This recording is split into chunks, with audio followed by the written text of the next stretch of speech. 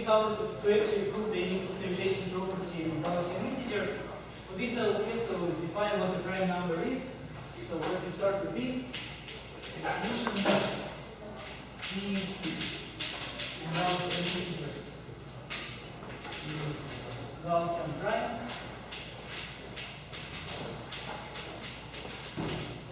Or if it's clear that we are talking about Gaussian integers, not just prime, if the only divisors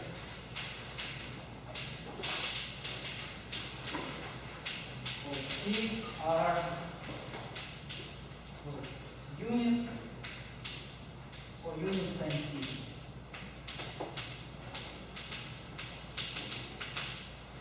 So like in usual integers, the only divisor of the prime number are plus minus 1 and plus minus p.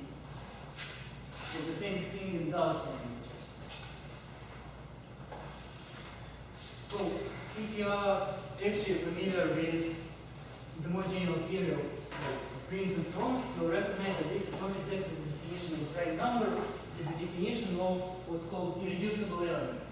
An element which cannot be factored any further. And in prime numbers, in usual integers, we are, well, quite often use the following property, which here we'll have to actually prove.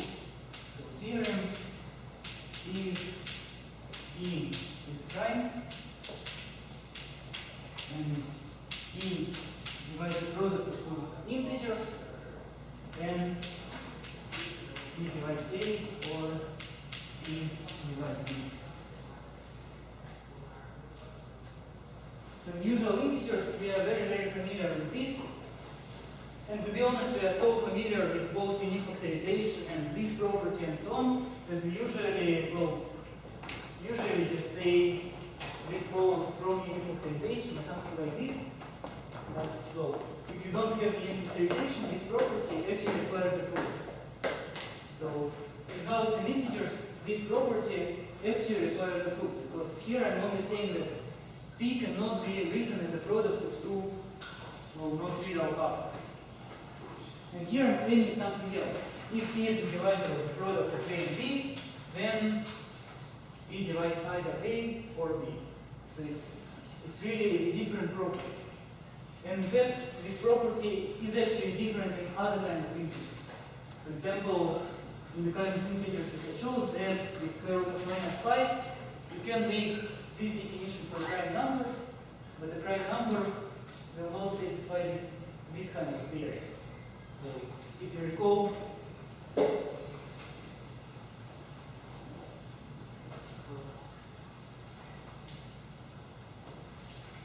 maybe it's good to make a comment here. One, it fails. I mean, this theorem, this very theorem, fails in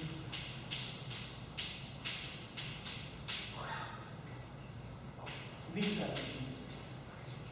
And well, we have our favorite example. 3 is a divisor of 2 minus square root of minus 5 plus 2 plus square root of minus 5. 3 is the divisor of 9. Obvious. 3 is a prime number in this sense. You can check this, but 3 is not the divisor of 2 minus square root of minus 5, and 3 is not the divisor of 2 plus square root of minus 5.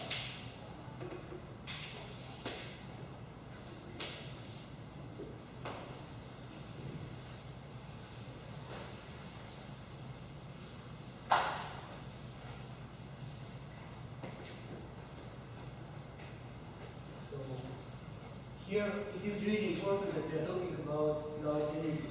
Meaning, in the very beginning, in Gaussian integers. So if I have the prime with Gaussian integers, and this prime divides the product of two Gaussian integers, then it is the divisor of either one or the other.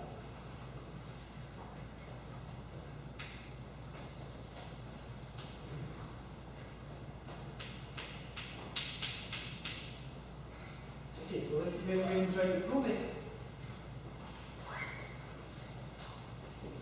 Well, what could be the GCD of A and P? I wanted to show that P is a divisor of A, so let me say something about the GCD of A and P. So GCD of A and P. Well, what could it be? It's definitely some divisor of P. By the way, already this line fails, this line of proof fails in this kind of integers. So already here I'm using something about Gaussian integers. And what I'm using is existence of GCD. In Gaussian integers, we already know that there is such a thing, GCD of two numbers. So I'm actually using it. But once I have the notion of GCD, look at GCD of A and P. It's definitely a divisor of P. But what are all possible divisors of P? Up to units, it's 1 and P. So it's either a unit or a unit times P. So hence GCD of A and P is equal to 1 or P, well, up to units.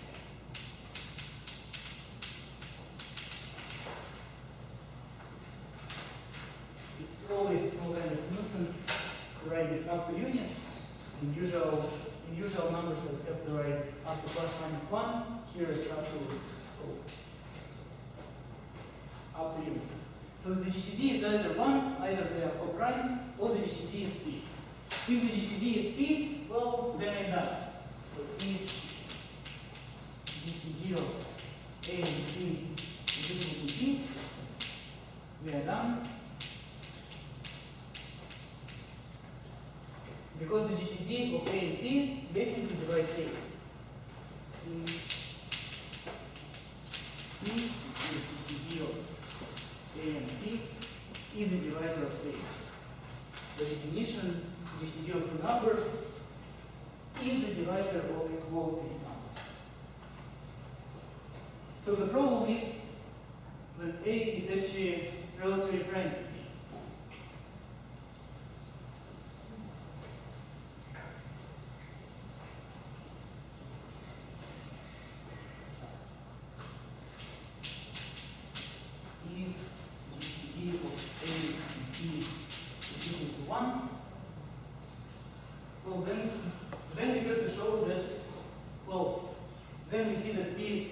Dividing A, so we have to show that P is a divisor of P. So how can we do this?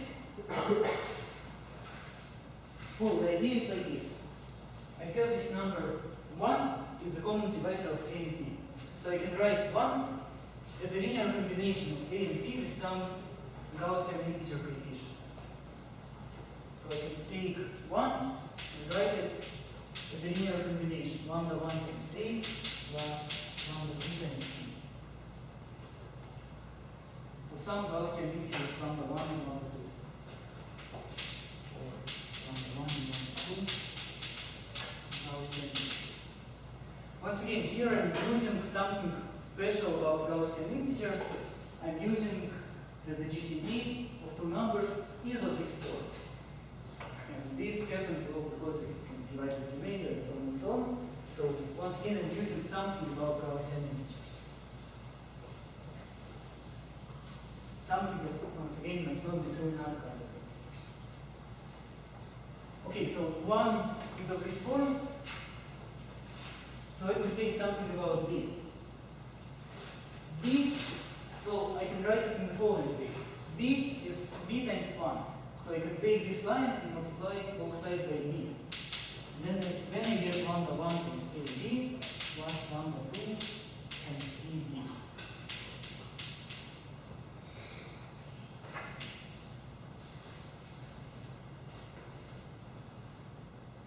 Look, P is the divisor of A times B. So P is the divisor of this part. P is also a divisor of this part, because, well, this part is just P times something. So hence, so since P is the divisor of A times B, is the divisor of this, it follows that P is the divisor of this thing, lambda 1 times AB plus E times lambda 2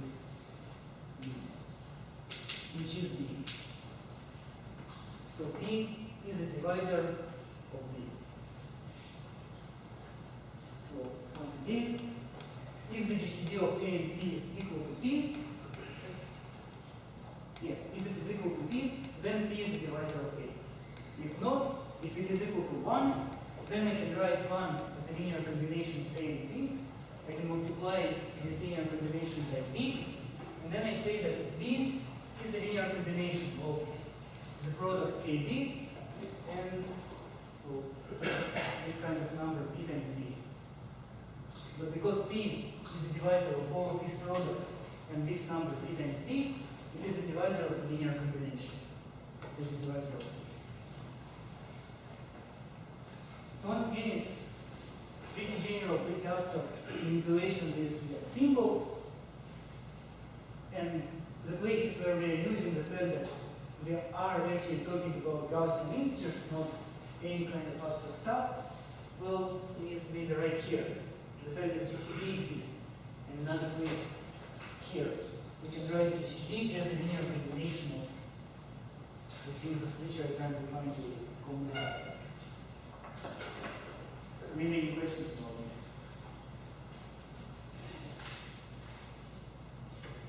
So just notice that we actually proved a non-trivial theory. Non-trivial in the sense that, well, its proof is very simple. It's just some manipulations with algebra, but it's not automatic because the theorem itself fails in other situations, which are in fact very similar to the one in which we are actually working. So it's kind of like the same situation in GCD of A and Well, so here I'm saying after units, if it is, say, I can just replace it by being 1. It's the same thing. I mean, GCD is not defined itself. It's only defined after multiplication by unit. So if GCD of two numbers is -1, then it is also 1. It's the same thing.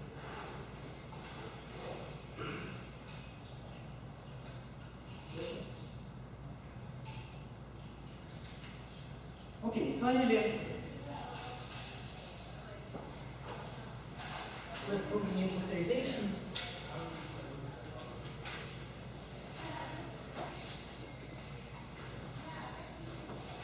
So, theorem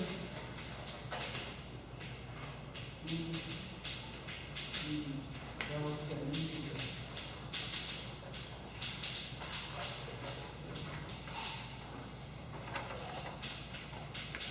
We have two factorizations with the product of prime numbers, and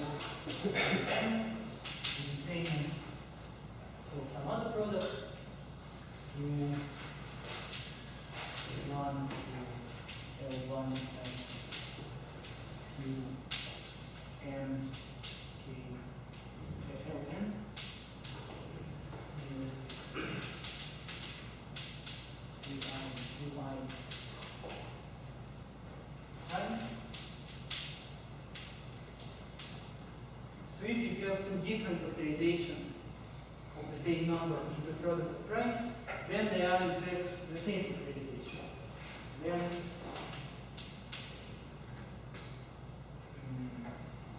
what can I say? First of all, the number of factors m is the same as the number of factors on the right, same as n, and every I is the form U times Qj to some j and vice versa.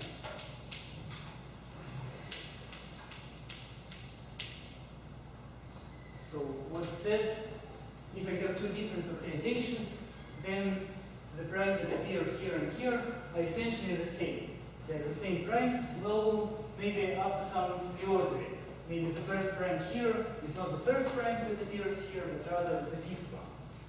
But every prime that appears here. Every prime that appears here appears here. Well, I didn't say that the exponents are the same. every I is of the form mutex qj. We also did so distinct primes.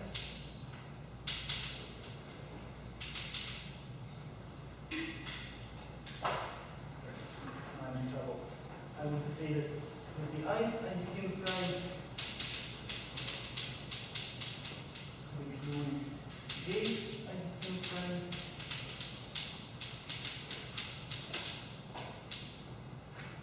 So these primes are distinct, these primes are distinct, but the collections of these primes are actually the same collections. Then the numbers are the same, and every pi is of the form the unit times kj for some j, and the corresponding ki is the same as the corresponding j. So they appear with the same multiplicities on both sides. So basically, it is the same factorization. Well, maybe up to units.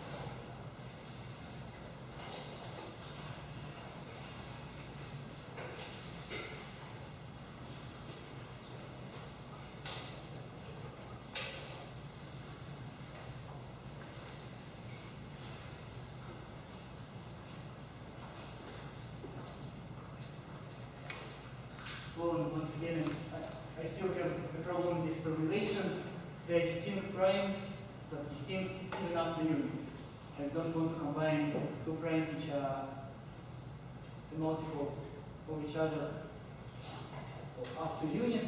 So distinct primes even up to units. So here I'm not saying that I allow to separate the prime 5 and the prime minus 5 as two different primes. And we consider them to be the same prime.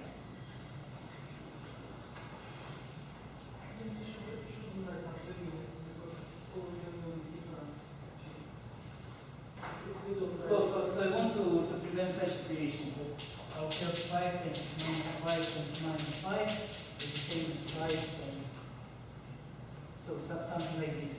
5 times minus 5 squared is the same as 5 cubed. I don't want to say that they are distinct in this sense. I want to combine these two. You are allowed, but then also just consider these things the same. Combine into one. So I'm just saying that, well, the factorization is essentially unique. Up to units, you can always multiply by units, and up to the order. But that's the only things that which you're allowed to do. Well, how we can improve it? Well, basically we already proved it more or less. So first of all, if you have such an equality, just cancel out all the terms which are on both sides. You can cancel out in Gaussian integers, just like you can cancel out in complex numbers. So prove cancel all the terms can be cancelled.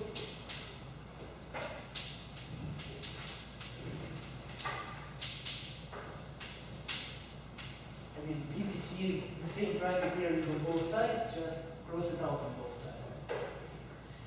Now you have inequality of the same kind, but all the primes that appear in this equality are distinct. No prime on the left is the same as one of the primes on the right, even up to unit. So now we have such equality.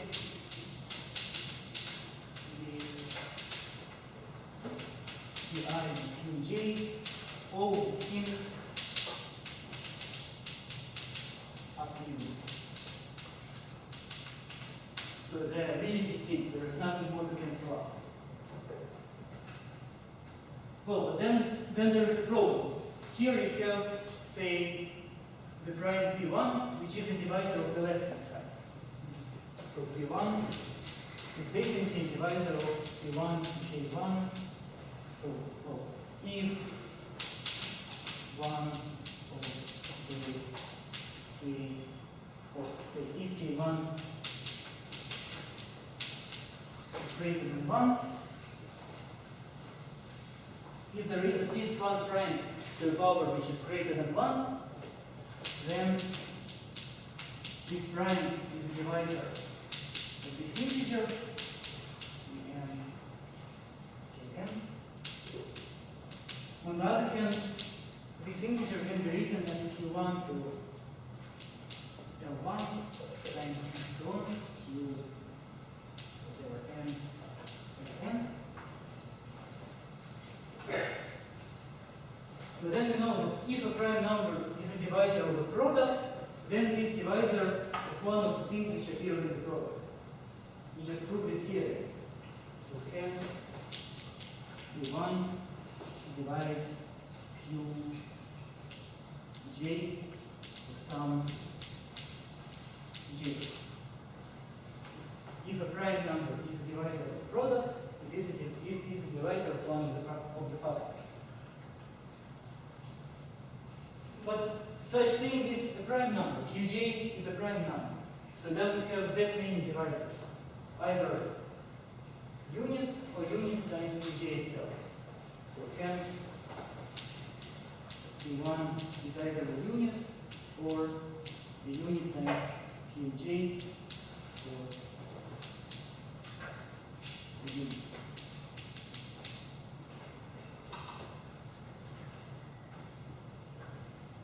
Well, but a prime being a unit is nonsense. It's just we actually want the prime factorization of the unit. And if it is a unit times Qj, it means that they are not distinct up to units. So the only possibility is that we don't have any primes to this factorization. So on both sides we have just 1 is equal to 1. Over up to units, 1 is equal to something like this. So after we cancel out everything which can be cancelled out, there is no way to get something non-trivial of this form. There are no authorities of this form where all the pi's and all the qj's are actually distinct. But I guess we have to show that k1 equals to something. Oh, so once again, I'm taking this authority, I'm cancelling out whatever I can cancel out. So every time we have P1 here and here, I cancel it out. So if I have P1 to some power here and P1 to some other power here, I will cancel out, well, as far as I can cancel out. On one of the sides, I will have an excess of this divisor P1. Well, and now we'll be in this kind of situation. On one of the sides, this prime number is a divisor, and the other one, it's not a divisor. So it's already kind of included in this reasoning.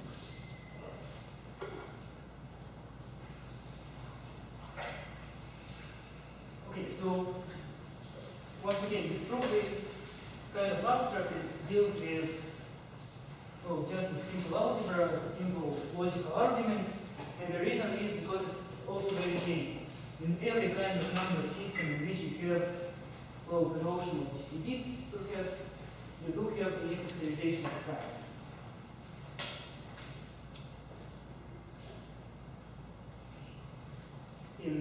Well, yes. So, to understand right, in a ring, we always have a vector, unique factorization of primes.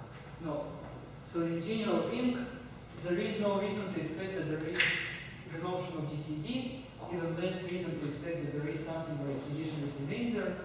So in a general ring, for example, in the ring of Z, which is adjoint square root of -5, there is no unique factorization of the primes. And there is no notion of GCD. Which ones? Integer domain. Integer domain, no, still no. But when is the prime equal to irreducible? So if you have a principal ideal domain, then you can define what the GCD is, then you can define what, and so on and so on. So in this kind of things, there is factorization. This kind of, well, some kind of things of this kind, there is.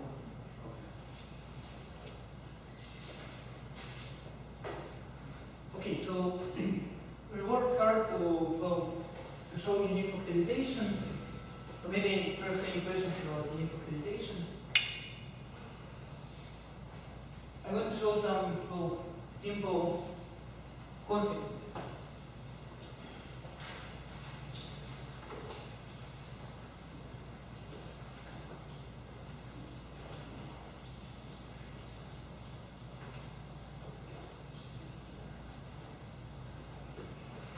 Well, let me prove such a consequence. Theory. If E is congruent to 1 modulo 4, then E is of the form A squared plus B squared, the sum A and B.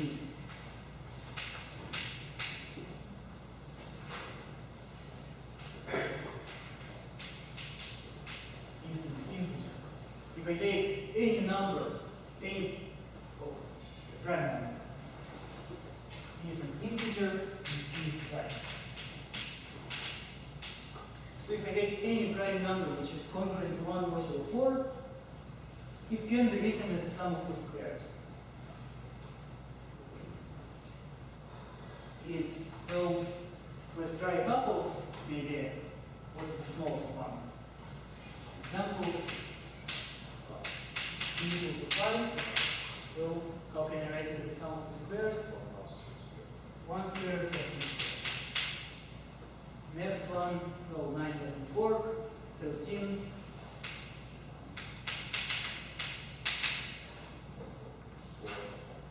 2 squared. 2 squared plus 3 squared. Next one, 17.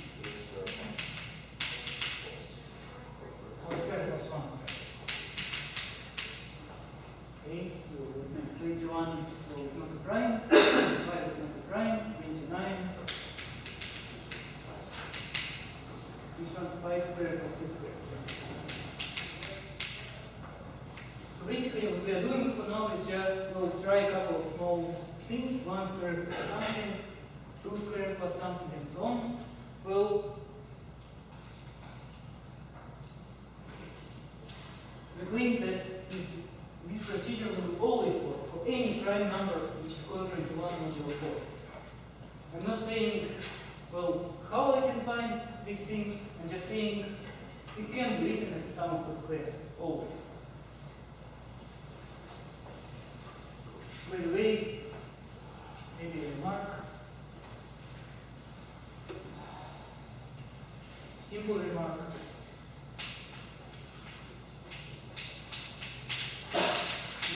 Well, this property of something being written as a sum of two squares is definitely not automatic. If t is congruent to -1 modulo 4, then it is not of the form a squared plus b squared for any integer a and b. What's the reason for this?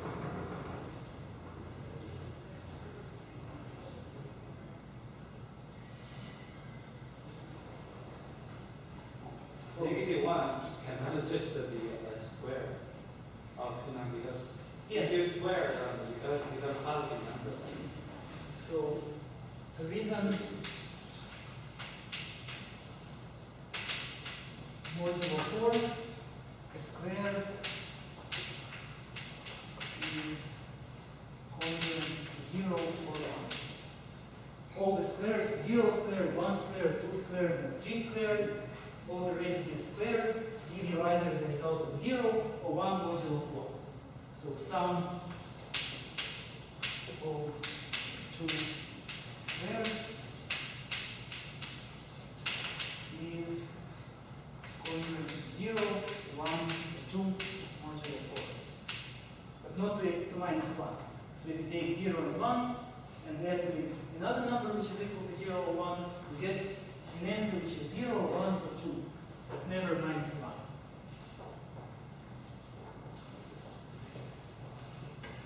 So just very simple consideration modulo 4.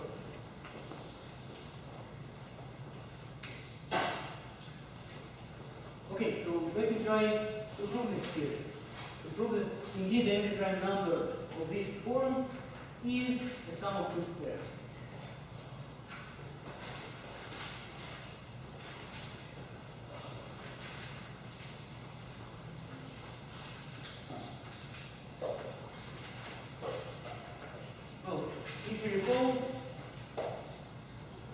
once we try to show such a thing. If a prime number is a divisor of a number a squared plus b squared, then it is actually equal to 1 modulo 4.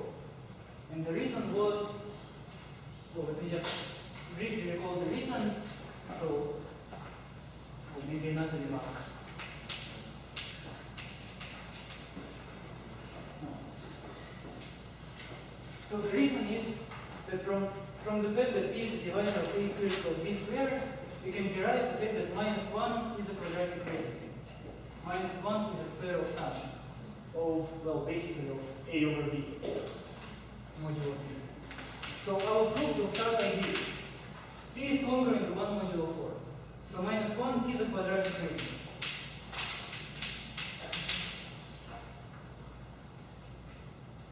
Well, we just know this. We talked about quadratic reciprocity, about which numbers are squares modulo prime, and we know that minus 1 is a square modulo prime b, even on the if b is congruent to 1 modulo 4. So hence, minus 1 is congruent to n squared modulo b to some n. Hence, b is a divisor of n squared plus 1.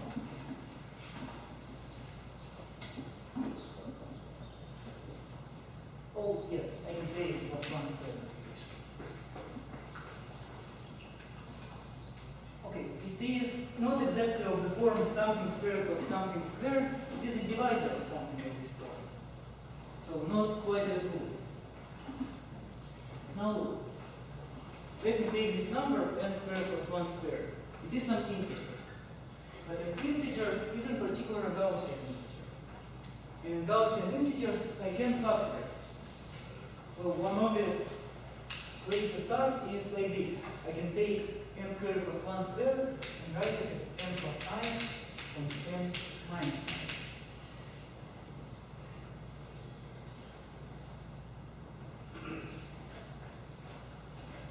But then I can try to factor further. I can take, oh, sorry. No. I won't factor it further. I want to argue that in this case, p is not a prime. Not a prime in Gaussian integers. So claim p is not prime in Gaussian integers. It can be factored.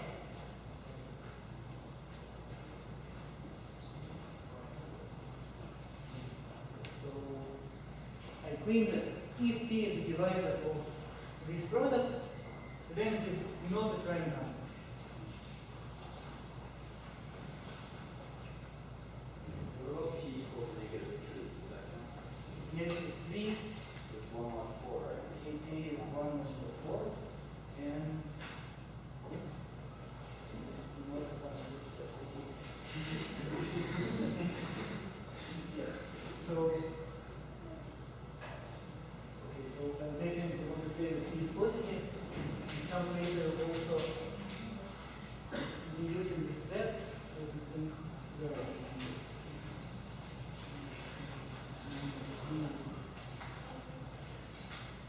okay, so after now it is alright, and even the next step is alright, p is not, but then it will be, well, I'll say that p is a unit times something else.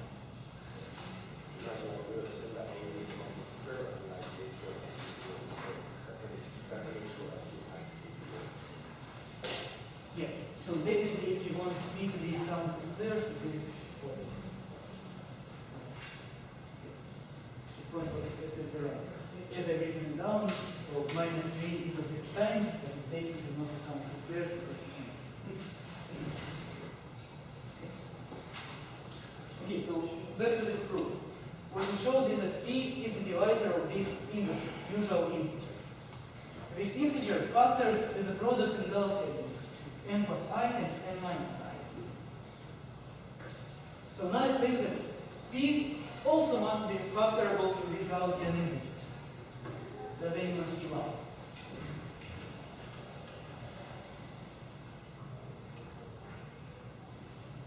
suppose it is not factor. Suppose it is actual prime. So we start writing down the proof. Suppose to the contrary,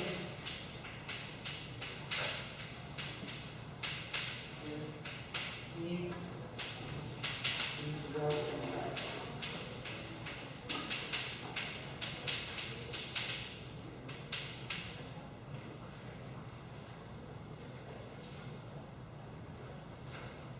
So suppose it is actual, it's not factorable even in Gaussian integers. And it divides the product, n plus I times n minus I. What do you know about prime numbers? Sorry? Yes. So P is a divisor of this product. If it is a prime in Gaussian integers, it would mean that P is actually a divisor of n plus I, or P is a divisor of n minus I. Could it be a divisor of one of those?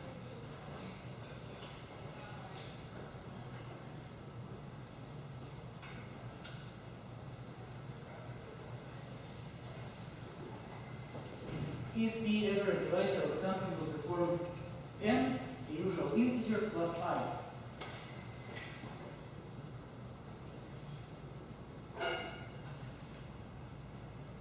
It's really not a complicated question, it's not a tricky question. You can just try to divide. Take the number n plus I and try to divide it by P. Would you get an actual Gaussian integer as an answer?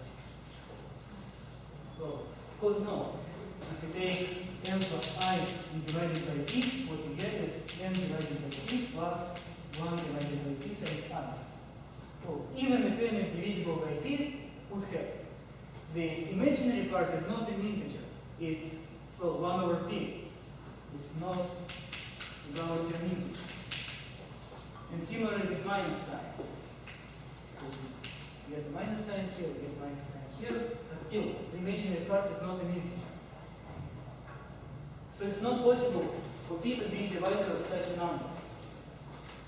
Conclusion, P is not a Gaussian prime. P must be, so conclusion,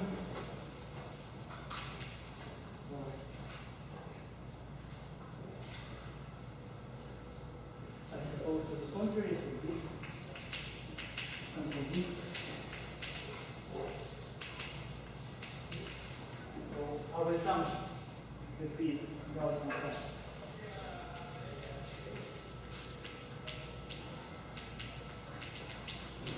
So on the one hand side, we get that n P is a divisor of one of those things, and for all best considerations, we see that it's not a divisor of any one of those. It's just 1 over P is not an integer. Okay, so P is really not a prime.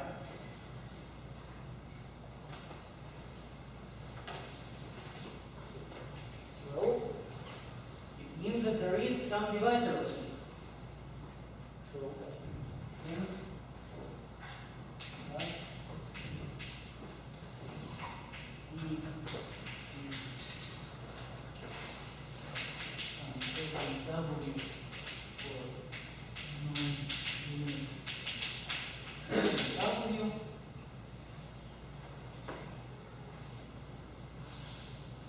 So P, well, P is a product. Let me take norms of both sides. Norm of P is norm of Z times norm of W. But what is norm of P?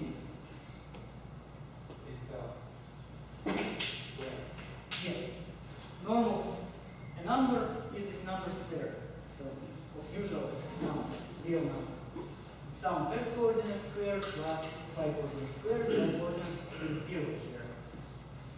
So P squared is a product, norm of Z and norm of W. But neither norm of Z nor norm of W is equal to 1, because Z and W are not unit numbers. So what is norm of Z? Sum of square P. P, yes. So the norm is a divisor of P squared, but it's not equal to 1. and the other thing is not equal to 1. But the product is equal to p squared. So each one of them must be equal to p. So the conclusion is p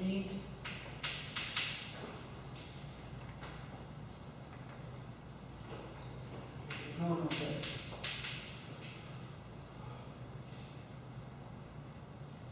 And it's strange because, okay, so it's normal Z, and if Z is, so if Z is a plus ib, it means that this is a squared plus b squared. So p is a norm of something. So it is the sum of two squares. Let's assume that p equals to 0 times w, which means that means that w equal to the 0. Yes, basically, well, we can prove a little bit more. Actually,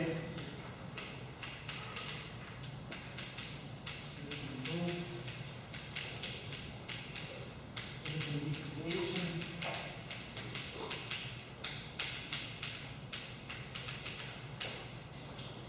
Z is a plus id, and w is a minus id. One is the conjugate of the other. But we did it in a little bit, in slightly different way. We use the norms here and we just show that p is a squared plus b squared.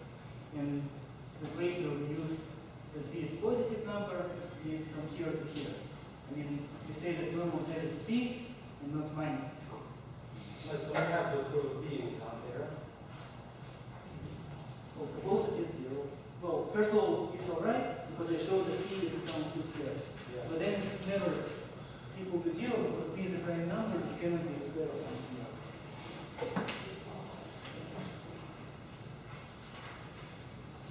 So that for non-unit subset set, that is right. If how much p values are p times.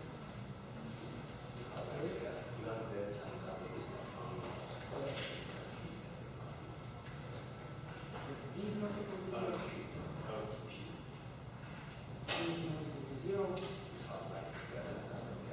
Well, p is an actual non-zero integer. It's a prime number, it's congruent to 1 over the course, but it's not 0. That's the reason why it's not 0. So I'm using the fact that Z and W are not unit. Here, I'm using the fact that normal Z and normal W are not equal to 1. Is there any possible to non-unit w delta p? I mean, it's just about complex numbers. Two non-zero complex numbers. Once you multiply them, you get a non-zero complex number.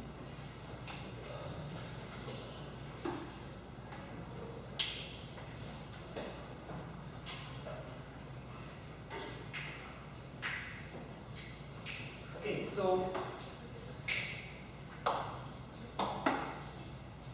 we showed using this unique factorization in Gaussian integers. So where we actually use this unique factorization of Gaussian integers? We used it here, right here. From the fact that p is irreducible, which means is not the product of two primes, of two non-units.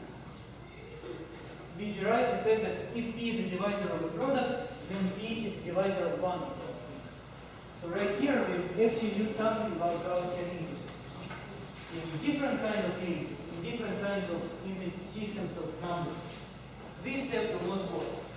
So we are able to derive, well, which primes are sums of squares, but for example, we are not able to derive, right now at least, which primes are the form a squared plus 5 times b squared.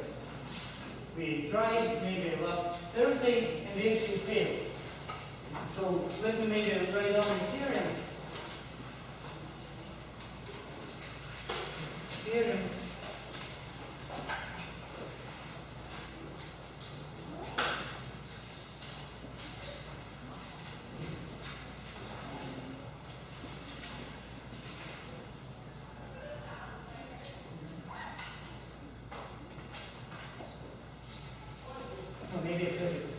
see you next time. So maybe any questions? If not, then we'll see you